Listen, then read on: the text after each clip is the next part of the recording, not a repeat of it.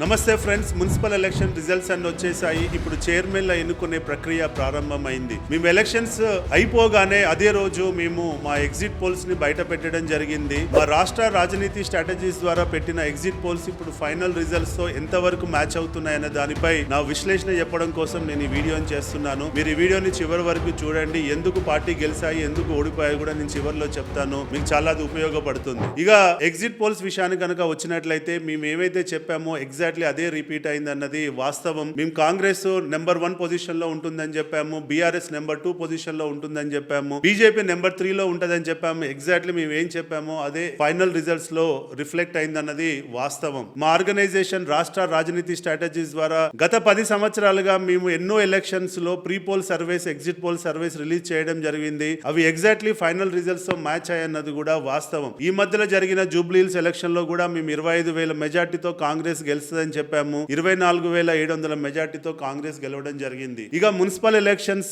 Exit polls versus final polls విశ్లేషణలో గనక మనం వచ్చినట్లయితే మేము కాంగ్రెస్ పార్టీకి 80 మున్సిపాలిటీస్ లలో లీడ్ వస్తుందని చెప్పాము. ఫైనల్ రిజల్ట్ చూస్తే 79 మున్సిపాలిటీస్ లలో లీడ్ రావడం జరిగింది. ఎన్ని? 79 మున్సిపాలిటీస్ అవుట్ ఆఫ్ 80 చెప్తే 79 మున్సిపాలిటీస్ లలో లీడ్ రావడం జరిగింది. మీరు స్క్రీన్ పై కూడా నెంబర్స్ మీరు చూడొచ్చు. ఇక బీఆర్ఎస్ పార్టీ విషయానికి వచ్చినట్లయితే మేము 32 మున్సిపాలిటీస్ +-5 లో లీడ్ వస్తుందని చెప్పడం జరిగింది. ఫైనల్ రిజల్ట్ చూస్తే 25 మున్సిపాలిటీస్ లలో లీడ్ రావడం అన్నది జరిగింది. ఎన్ని? 25 మున్సిపాలిటీస్. 32 చెప్తే 25 మున్సిపాలిటీస్ లలో లీడ్ రావడం జరిగింది. మరి మిగతా 7 ఎక్కడ పోయాయో నేను చివరిలో చెప్తాను. ఇక బీజేపీ విషయానికి కనుక వచ్చినట్లయితే 3 మున్సిపాలిటీస్ +-2 లో లీడ్ వస్తుందని చెప్పాము. ఎగ్జాక్ట్లీ 4 మున్సిపాలిటీస్ లలో లీడ్ రావడం జరిగింది. ఇక ఎంఐఎం కి ఒక మున్సిపాలిటీ అది బైన్సాలో గెలుస్తుందని చెప్పాము. ఎగ్జాక్ట్లీ ఎంఐఎం బైన్సాలో లీడ్ రావడం జరిగింది. ఇక ఈ నెంబర్స్ అన్ని విశ్లేషించినట్లయితే కాంగ్రెస్ కి 80 చెప్పాము, 79 వచ్చాయి. బీఆర్ఎస్ కి 32 చెప్పాము, 25 వచ్చాయి. మరి ఈ 7 ఎక్కడ పోయాయని చెప్పి మేము గనక విశ్లేషించుకున్నట్లయితే ఈ 7 6 మున్సిపాలిటీస్లలో యాక్చువల్ గా 6 మున్సిపాలిటీస్లలో టై కావడం జరిగింది. 6 మున్సిపాలిటీస్లలో టై కావడం జరిగింది. అంటే 6 మున్సిపాలిటీస్లలో బీఆర్ఎస్ కి కాంగ్రెస్ కి ఈక్వల్ నెంబర్ ఆఫ్ వార్డ్స్ రావడం జరిగింది. అంతే తప్ప పెద్ద గ్యాప్ ఏం లేదు.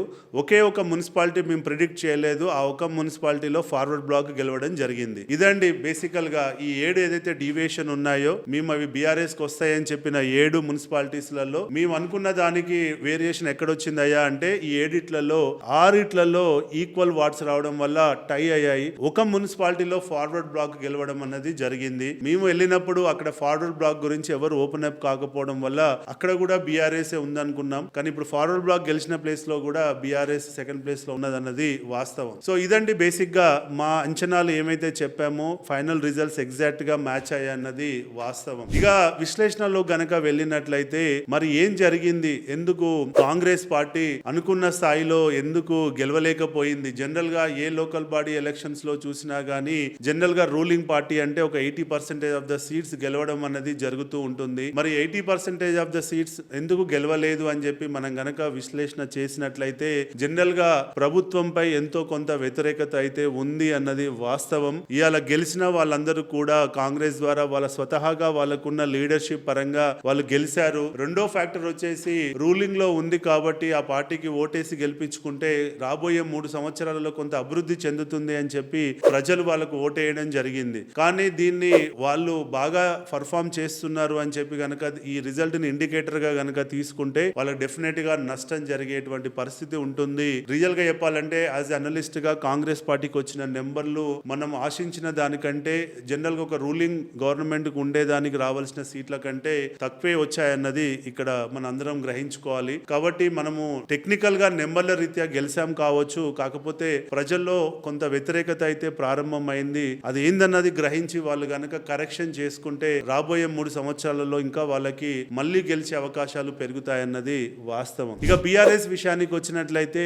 బీఆర్ఎస్ ప్రభుత్వంపై వ్యతిరేకత ఉంది అనే విషయాన్ని ప్రజల్లోకి తీసుకెళ్లడంలో ఎంతో కొంత ఫెయిల్ అయిందన్నది వాస్తవం. వాళ్ళు చేసేటువంటి కౌంటర్స్ గానీ సోషల్ మీడియా ప్రమోషన్స్ గానీ ఓన్లీ కేవలం హైదరాబాద్ కే పరిమితమైందన్నది వాస్తవం. వాళ్ళు ఇప్పుడైనా గ్రహించాలి. ప్రభుత్వంపై ఉన్న వ్యతిరేకతని ప్రధాన ప్రతిపక్ష పార్టీ హోదాలో ఉండి గ్రామ స్థాయిలో పట్టణ స్థాయిలో తీసుకెళ్లడంలో ఎక్కడో బీఆర్ఎస్ పార్టీ వెనకంజలో ఉందన్నది వాస్తవం. అంతేకాకుండా రెండో పారామీటర్ వచ్చేసి వాళ్ళు ప్రభుత్వంలో ఉన్నప్పుడు లోకల్ బాడీ ఎలక్షన్స్ లో clean victory, one side victory మనం చూసాము. కానీ ఆ రోజుల్లో ఆ గెలుపు అనేది కేసీఆర్ గారికి ఇమేజ్ కి పరిమితమైంది. తన ఇమేజ్ ఉండడం వల్ల ఆ రోజు ఎక్కువ మంది లీడర్లు గెలవడం మనం చూసాం. ఈ రోజు పార్టీ లీడర్షిప్ మీద గెలవాల్సిన రోజు వచ్చినప్పుడు వాళ్ళు గెలవలేకపోతున్నారు. అంటే వాళ్ళు విశ్లేషించుకోవాల్సింది ఏంటంటే పార్టీ ఎక్కడుంది, పార్టీ క్యాడర్ ఎక్కడుంది, క్యాడర్ యొక్క బలం ఏంటి. అంటే ఈ రోజుల్లో భారతదేశంలో క్యాడర్ బేస్డ్ పార్టీలే ఎక్కువ రోజులు బతికే అవకాశం ఉంటుంది. ఒక లీడర్ ఇమేజ్ మీద మనం ఎక్కువ రోజులు నడిపేయలేమన్నది ఇప్పటికైనా బీఆర్ఎస్ లో ఉన్న పెద్దలు గ్రహిస్తారని చెప్పి మనం ఆశిద్దాం. ఆ పార్టీని లీడర్ ఇమేజ్ నుంచి క్యాడర్ ఇమేజ్ కి షిఫ్ట్ చేసుకోగలిగితే ఆ పార్టీకి భవిష్యత్తు ఉంటుందని చెప్పి మనం ఆశిద్దాం. ఇక బీజేపీ విషయాన్ని కనుక వచ్చినట్లయితే వాళ్ళు ప్రజలు బీజేపీ వైపు చూస్తున్నా గానీ బీజేపీ పార్టీ ప్రజల వైపుకి అడిగేసే పరిస్థితిలో లేదు.